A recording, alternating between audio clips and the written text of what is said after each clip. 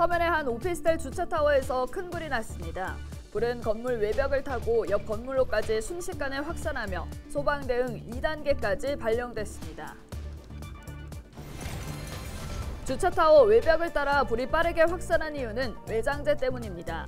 또 주차타워가 화재에 취약한 구조적 문제점도 안고 있는 것으로 드러났습니다. 올해 4인 가족 기준 설 차례상 비용이 25만 4,300원으로 집계됐습니다.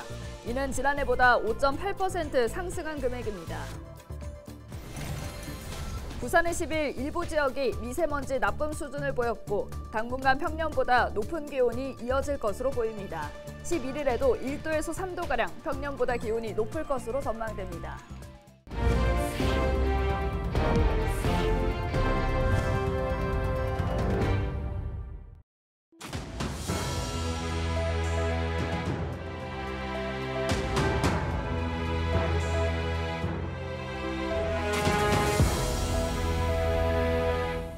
여러분 안녕하십니까? 헬로TV 부산 뉴스입니다. 9일 오전 부산 진구의 한 오피스텔에서 큰 불이 났습니다. 불은 건물 외벽을 타고 옆 건물로까지 순식간에 확산되며 소방 대응 2단계까지 발령됐습니다. 입주민 30여 명이 연기를 흡입했고 주변 건물에는 대피령까지 내려졌습니다. 보도에 김한식 기자입니다. 도심 한복판의 건물 외벽이 시뻘건 불기둥으로 변했습니다. 소방대원들이 물을 쏟아붓지만 한번 타오르기 시작한 불길은 쉽사리 잡히지 않습니다. 부산 진구의 한 오피스텔에서 불이 난 건 9일 오전 6시 30분쯤. 불이 나자 건물에 있던 주민 70여 명이 긴급 대피했습니다. 이 과정에서 30여 명이 연기를 흡입했고 7명이 가벼운 부상을 입어 인근 병원으로 이송됐습니다. 갑자기 펑한 소리 나더니 밖에 사람들이 엄청 시끄러운 거예요. 그래서 무슨 일이지 하고 들어보니까 불났어요. 대피하세요. 나오니까 유리 파편 완전 많이 떨어지고 불길이 막 바람처럼. 갑자기 밖에서 누가 소리 지르더라고요. 그래서 뭐지 하고 밖에 나갔는데 이제 불이야 이러길래 그냥 바로 옷 입고 밖으로 뛰쳐나왔습니다. 이날 불은 지상 23층 오피스텔 건물에 설치된 주차타워에서 시작된 것으로 추정되고 있습니다. 최초 발생한 불은 50여 분 만에 진화됐지만 바로 옆에 있는 건물로 확산되면서 한때 대응 2단계까지 발령됐습니다. 오피스텔 외장재가 불이 붙어 있는 채로 옆 건물로 떨어져 옮겨 붙은 겁니다. 화염이 붙은 그라피트 잔재물들이 밑으로 떨어지면서 그 잔재물이 여기 옆에 있는 건물이 붙어서 내부로 확대돼서 화재가 발생한 걸로. 이날 불은 발생 8시간 만인 오후 2시 30분쯤 진화됐습니다. 소방당국은 정확한 화재 원인을 밝혀내기 위해 10일 합동감식을 실시할 예정입니다. 헬로TV 뉴스 김한식입니다. 주차타워 외벽에 순식간에 불이 확산된 이유, 앞서 보신 것처럼 불쏘시개 역할을 한 외장재 때문입니다. 건물 단열에 스티로폼을 사용하는 드라이비트 공법은 불에 잘 타 건물 화재를 키우는 주범이 되는데요. 외장재뿐만 아니라 주차타워는 화재에 취약한 구조적 문제점을 안고 있습니다. 장보영 기자가 취재했습니다. 9일 새벽 부산 진구의 한 주차타워. 새빨간 불길이 무섭게 타오릅니다. 거친 화마가 건물 꼭대기까지 올라가는 건 말 그대로 순식간이었습니다. 진짜 한 10초 안에 펑 하고 완전 지솟아 올랐었습니다. 150m 이상을 뛰어서 왔는데도 유리 파편들이 계속 떨어지고 위에서 에어컨 같이 보이는 것들도 불에 탄 채로 떨어지고 그러더라고요. 주차타워가 삽시간에 불기둥이 돼버린 건 건물 외벽의 단열재로 불에 잘 타는 스티로폼을 썼기 때문입니다. 건물 외벽에 스티로폼이나 우레탄폼 등 단열재를 올리고 알루미늄 패널을 덧대는 드라이비트 공법. 비용이 저렴해 많이 이용하지만 대형 화재의 주된 원인이 되기도 합니다. 불이 잘 붙고 확산 속도도 엄청 빠른 소재입니다. 그렇다 보니 이 화재 속도가 빠른 것으로 현재 그렇게 판단하고 있습니다. 기계식 주차타워는 외벽뿐 아니라 기본적으로 화재에 취약한 구조입니다. 면적이 좁고 높아서 내부에서 화재가 날 경우 굴뚝처럼 불과 연기가 쉽게 번질 수 있습니다. 하지만 소방법상 화재 진화를 위한 기본 시설인 스프링클러만 설치되면 인명 대피 공간이나 배연 설비가 필요 없습니다.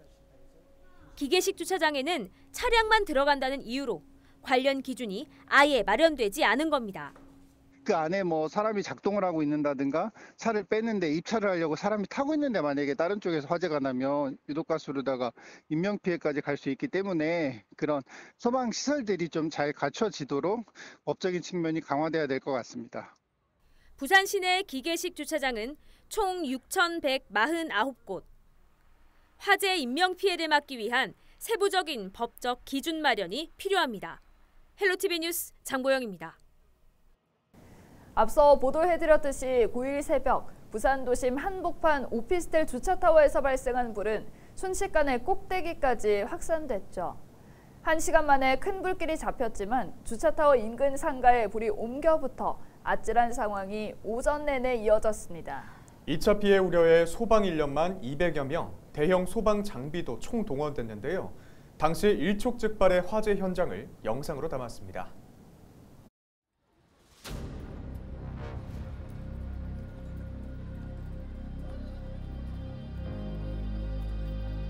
쾅 소리가 나더니 갑자기 바깥이 엄청 밝아지면서 나오니까 유리 파편 완전 많이 떨어지고 불길이 막 바람처럼 막 그렇게 되고 했어요.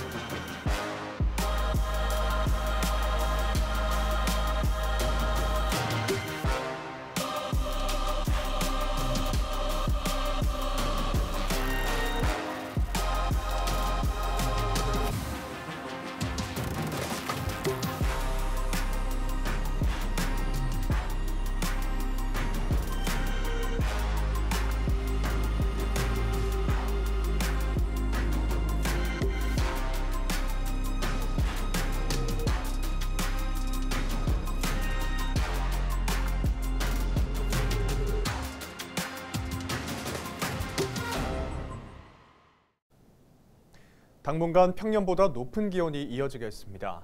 부산지방기상청은 10일 부산의 최저기온이 3도가량으로 평년보다 1에서 3도가량 높고 최고기온도 12도가량으로 평년보다 3에서 6도 높겠다고 밝혔습니다. 11일 역시 최저기온이 4도, 최고기온이 14도로 평년보다 높을 전망입니다. 한편 기상청은 건조한 날씨가 이어지고 있는 만큼 화재에 주의할 것을 당부했습니다. 올해 4인 가족 기준 설 차례상 비용이 25만 4,300원으로 집계됐습니다. 한국물가협회는 지난 5일과 6일 부산과 서울, 인천 등 전국 6대 도시 전통시장 8곳에서 29개 품목 가격을 조사한 결과로 지난해보다 5.8% 비용이 늘었습니다. 한파와 폭설로 채소와 나물류 값이 전반적으로 올랐는데 시금치는 지난해보다 40% 이상, 대파는 25%, 사과는 8.5% 가격이 상승했습니다. 닭고기 역시 조류 인플루엔자와 월드컵 특수 등의 영향으로 지난해보다 24% 가격이 올랐고 소고기와 돼지고기, 생선값도 인상됐습니다. 다만 배와 밤, 곶감 등은 가격이 하락했습니다. 9일 0시 기준 부산의 코로나19 신규 확진자는 929명입니다. 사망자는 4명으로 80대 이상이 2명, 60대가 1명, 40대가 1명이었습니다. 위중증 환자는 25명, 재택 치료 중인 사람은 11,300여 명입니다. 중환자 전담 치료병상 가동률은 47.9%, 일반 병상 가동률은 25.9%입니다.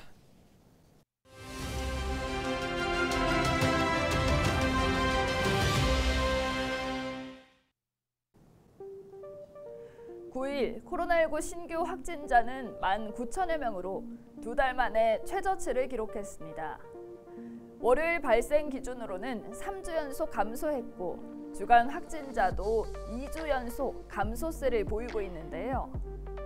지난달 정부는 코로나19 방역 지표 4개 중 2개 이상 기준을 충족하면 실내 마스크 착용을 의무가 아닌 권고로 조정하겠다고 밝혔었죠. 정부는 당시 실내 마스크 착용을 권고로 전환하는 조건으로 환자 발생 안정화, 위중증 사망자 발생 감소, 안정적 의료 대응 역량, 고위험군 면역 획득 이 4개 지표를 제시했습니다. 현재 중환자 병상 가용 능력은 50%를 넘었고 주간 치명률은 0.1% 이하로 최소 2개 이상은 충족된 상태인데요. 실내 마스크 해제는 자문단 논의를 거쳐 중앙재난안전대책본부에서 최종 결정합니다. 이번 주에도 감소세가 이어진다면 올해 설 연휴에는 실내 마스크 없이 가족들과 시간을 보낼 수 있을 것이라는 전망입니다. 문제는 중국발 확산세입니다. 또 신규변이 발생 가능성, 고령자들의 동절기 추가 접종률이 낮은 점도 변수인데요. 완전한 일상으로의 회복은 이번 주 중대한 고비를 맞을 것으로 보입니다. 데일리 브리핑이었습니다.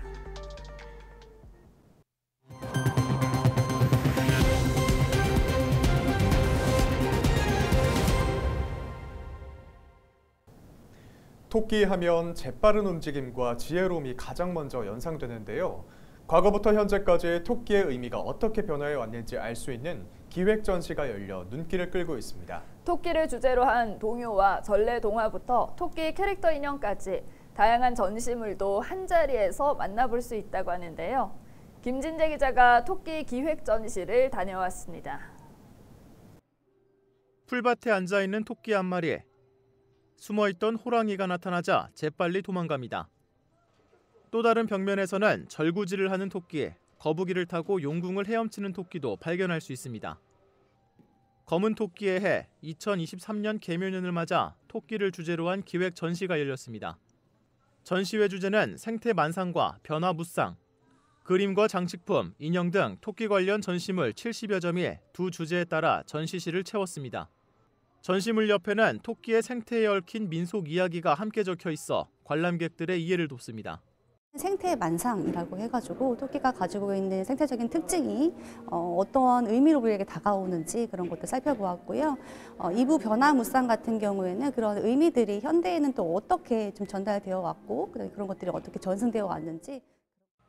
토끼하면 빼놓을 수 없는 둥근 달과 벽면을 가득 채운 토끼 그림, 아기자기한 인형들은 관람객들의 발길을 멈추게 합니다.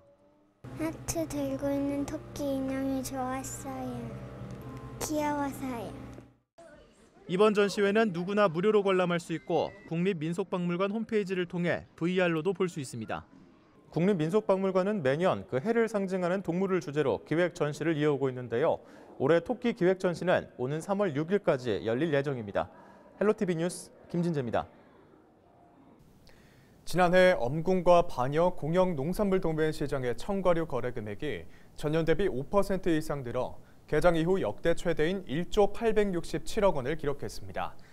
부산시는 코로나19 경기 침체 등 어려운 여건 속에서도 비대면 거래 확대와 우수 농산물 출하 유치 활동을 통해 도매 시장 경쟁력을 강화한 점 등이 성과로 이어진 것으로 분석했습니다. 지난해 시장별 실적은 엄궁 농산물 도매 시장이 5,642억 원, 반여 농산물 도매 시장은 5,225억 원으로 공영 도매 시장 개장 첫 해인 1994년 당시 거래 금액보다 6배 이상 증가했습니다. 부산 시민의 88%는 아침 체육 활동이 필요하다고 인식하고 있다는 조사 결과가 나왔습니다. 부산시 교육청은 지난달 부산 시민 1,500명을 대상으로 실시한 부산 교육정책 정기 여론조사에서 아침 체육 활동이 필요하다는 응답이 88.1%로 필요하지 않다는 응답 10.7%에 비해 높게 나타났다고 밝혔습니다. 낙동강에 8개 보가 건설된 이후 부산 상수도 취수 원인 낙동강 물금 매리 지역의 수질이 전반적으로 개선됐다고 부산시 상수도 사업본부가 밝혔습니다. 부산시 상수도 사업본부는 낙동강 보건설 기간을 전후해 9년간 법정 11개 수질 검사 항목을 비교한 결과 보건설 후 생물화학적 산소 요구량, 조류 농도 등 9개 항목이 개선됐다고 밝혔습니다. 이상으로 뉴스를 마칩니다. 함께해 주신 여러분 고맙습니다.